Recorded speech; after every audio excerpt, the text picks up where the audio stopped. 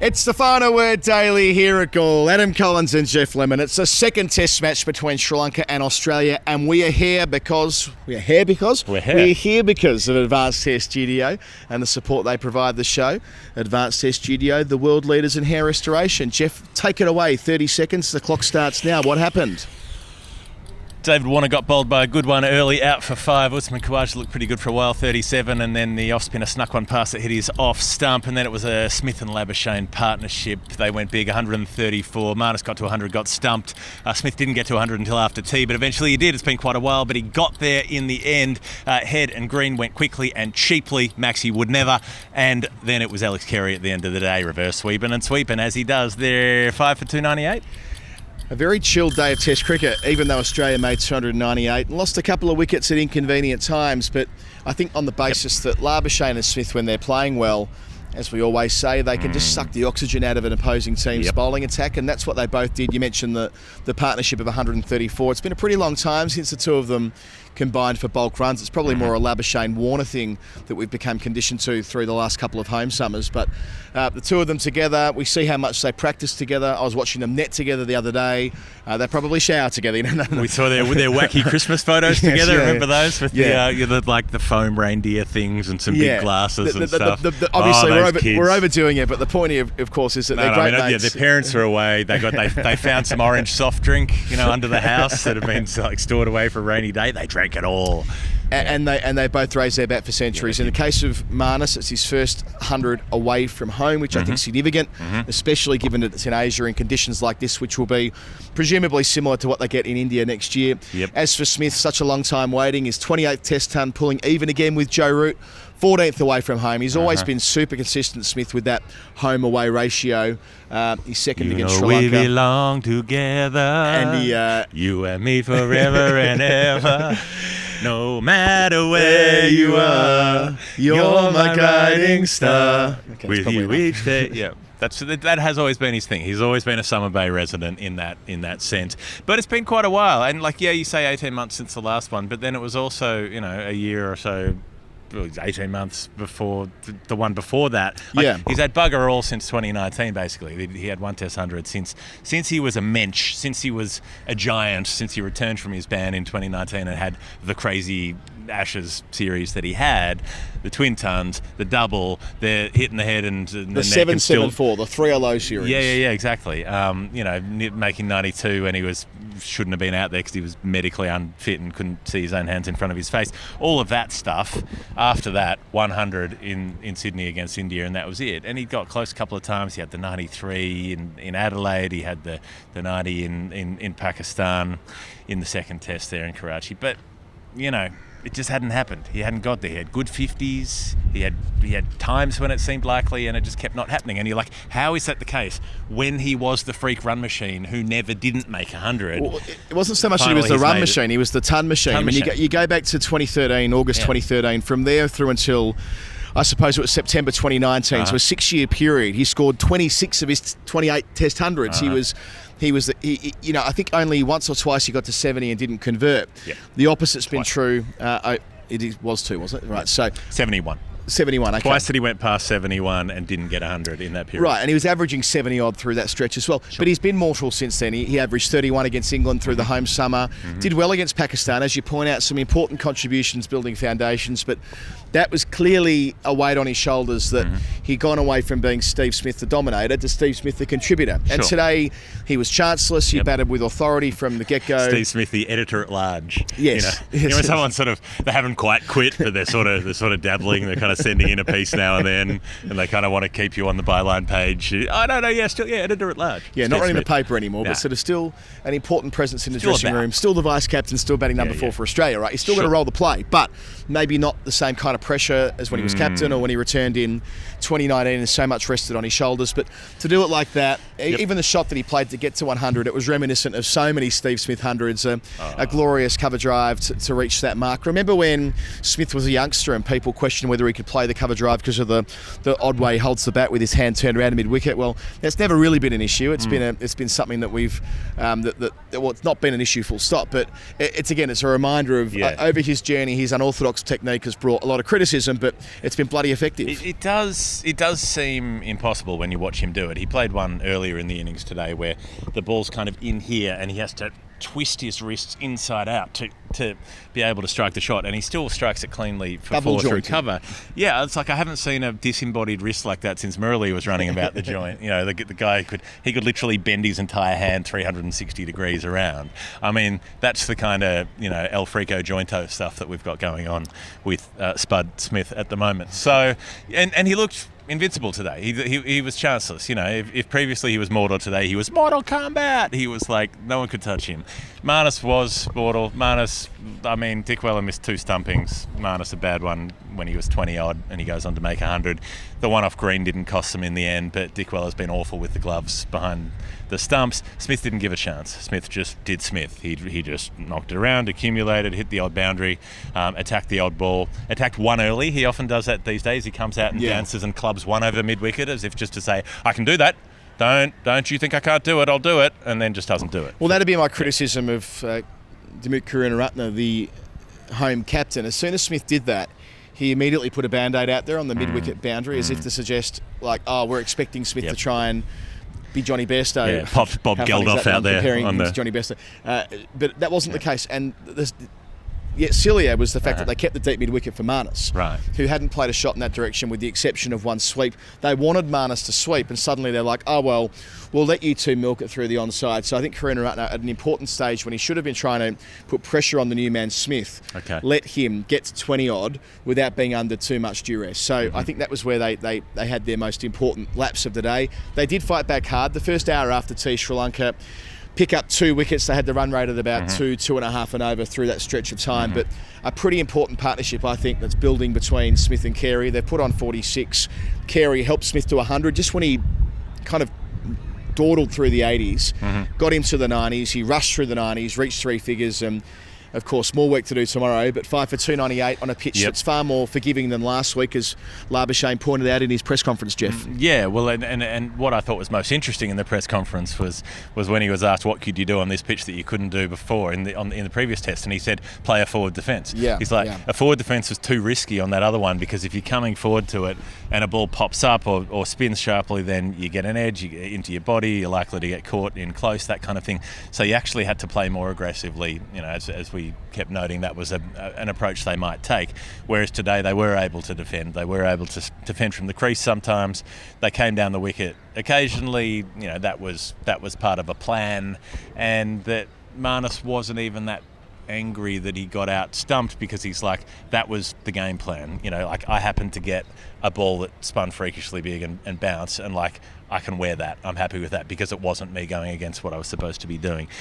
Which should bring us around to Jayasuriya. Finally, a Jayasuriya back in the Sri Lankan national team. This one only has one phone, not 2 phones.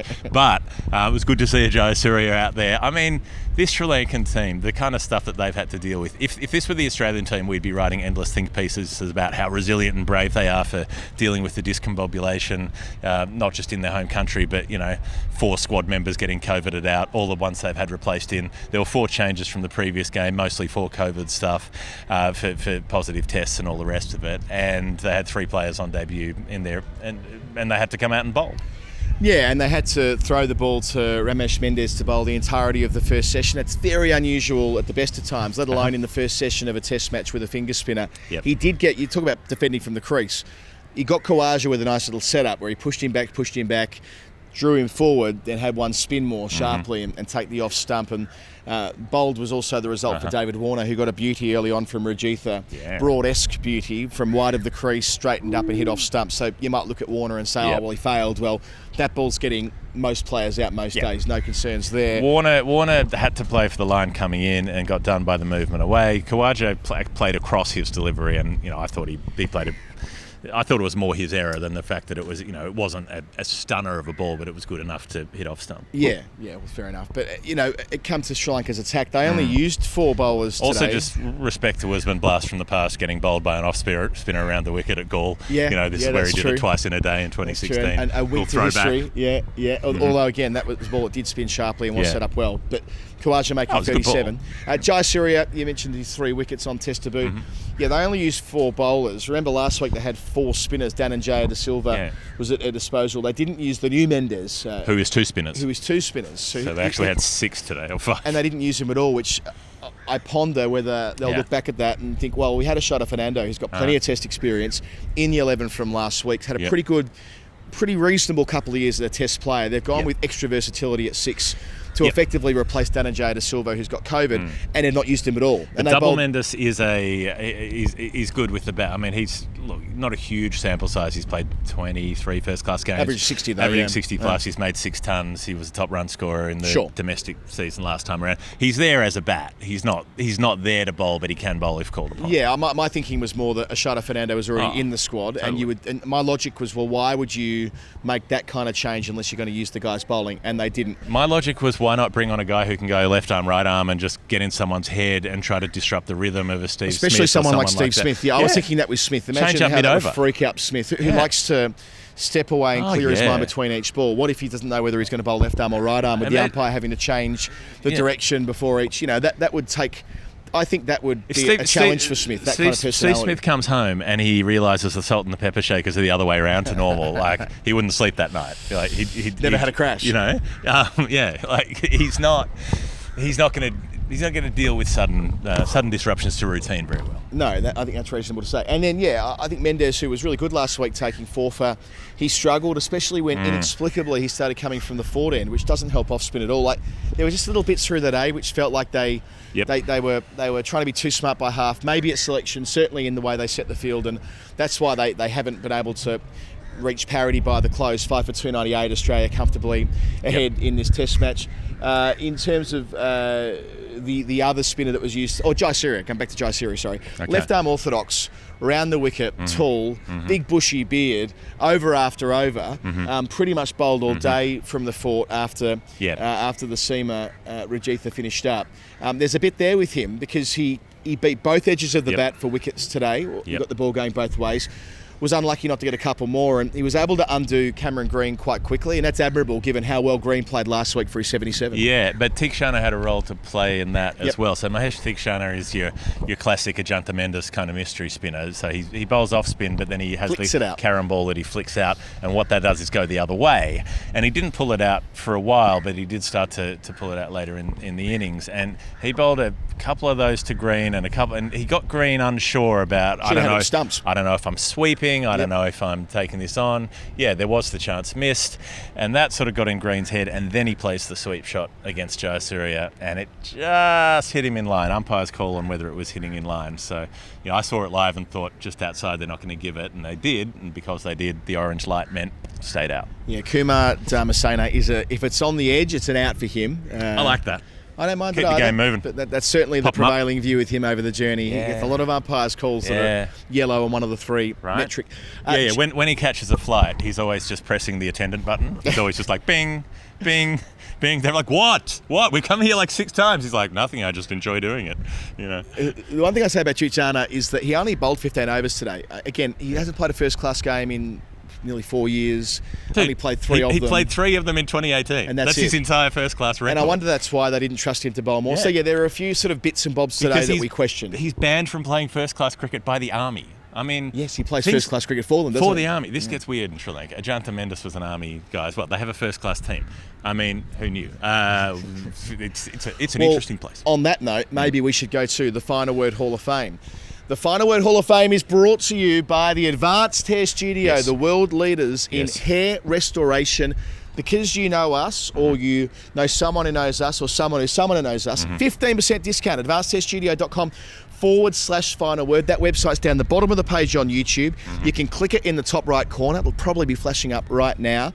The website's very easy to remember. It's in the show notes of the podcast, advancedhairstudio.com/final word. That's what our podcast is called. 15% off. Get hair like Geoff. Get hair like me. Don't have hair like Nathan Lyon.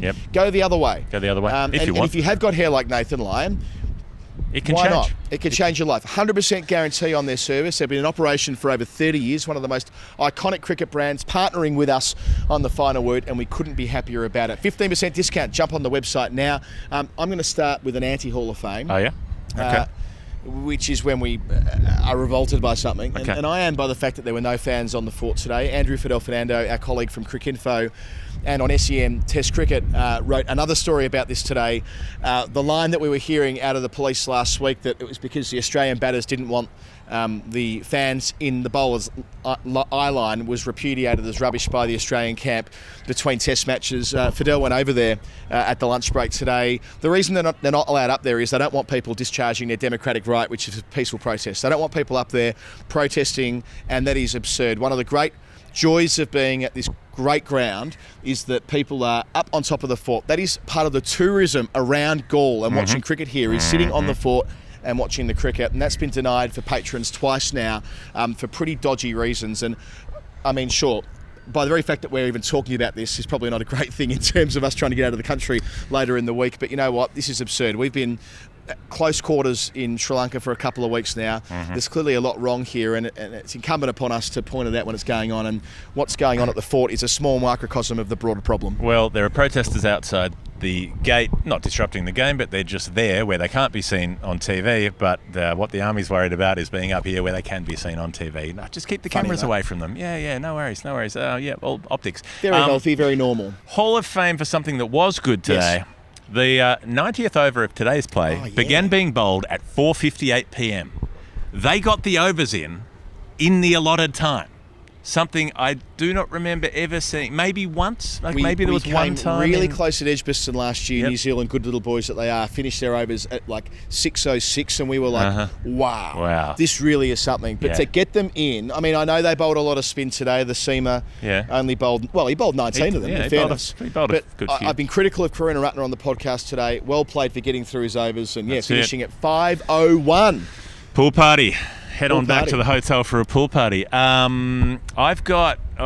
Look, I've been tossing up whether it's legitimate to do this, but I'm going to nominate myself. Oh, okay. Now, I think you were out of the room at this point. Mate, you know that I like a bad joke as much as anyone. I know very well how much you like a bad joke. And the more tangential and ridiculous the joke, the better. Jeremy Coney was talking to Bharat Sundaresan on the air, and Bharat's talking about watching Steve Smith in the nets and what he does, and Jeremy says, it sounds like there's a kernel of a book in this. And I say, well, he's already written a book about a colonel. And they both look at me, and I'm like, he wrote a biography of MS Dhoni, who is an honorary lieutenant colonel in the Indian Army. That's a good joke. And they were like, yeah, we have to concede that's a good joke. That's in the Hall of Fame. Look, nobody heard it, no one recognised, no one noticed, but I couldn't let it go. Well, I've noticed it now. And there was something else you said that was Simpsons adjacent today, when the bowlers were allowed to give the cap back to the umpire today. I've not seen that since COVID started a couple of years ago. And incidentally, how stupid was it from the beginning? Like, you're not going to get COVID off your hat. But we thought a lot of silly things at the start of the pandemic, let's remember. It was just like, I'm just going to cough and spit into my hat. A lot of stuff came up at the start. But Kumar Dharmasena got to have his hat clipped back, and we talked about him having the clip on his belt, as was the style at the time. I quite enjoyed how he did that. Oh, good. Let's pop you in the Hall of Fame. Let's also pop in Stephen Smith for protesting between overs and between balls about Australian Crawl, the boys light up, coming on all the time.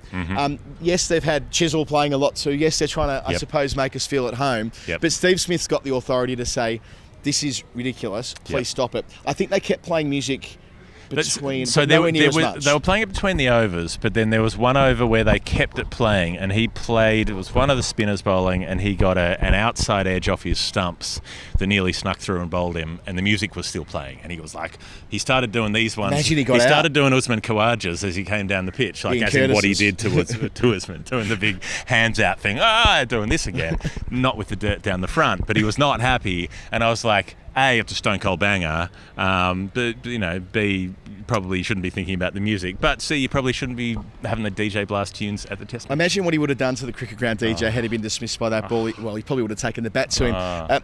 Speaking of odd bits that happened, David Warner, the sight screen fell down today. Now, you can probably see behind us here, there are about 12 sight screens. It's like Bangalore over there with respect to the number of sight screens. Like a Sydney Opera House. But one of the sight screens, the smallest of them, the traditional one, the sight screen that you would have grown up with and loved. I'm tickling it with my finger. When they used to move it from side to side, that sheet fell off. And instead it was a blue sight screen for a couple of balls. It was very blue. When the sheet falls off, things get blue. And David Warner said, you know what, sod it, I'll keep playing with the blue sight screen. And he got out 2 balls later. So had that, I don't think Smith would have kept playing. No. I don't think Labuschagne or Johnny Bairstow for that Stuart matter. Broad. Guys who love a sight screen. It was an eggshell blue, is what I would have called it. Yeah, like my new bathroom, as you'll see when you're in London next week. Maybe a sort of aquamarine. It was quite a soothing, it was quite calming. Maybe David Warner felt good. He watched the ball coming out of that deep blue sea and he thought, success and failure are relative. I don't have anything to prove anymore. I'm just going to lose my off stump and walk off and listen to some mindfulness notes on my app. This has been the Hall of Fame thanks to advancedteststudio.com/final word, 15% discount, and that has been the Final Word Daily. Adam Collins and Geoff Lemon, closer play Australia, 298 for 5. Steve Smith and Alex Carey will pick up again tomorrow and do it all again, as will we. If you really like what we do, patreon.com/the final word to contribute to our weekly, daily, weekend shows, all the rest. You know the drill. Until tomorrow, good night from Galle. Ciao, Bella.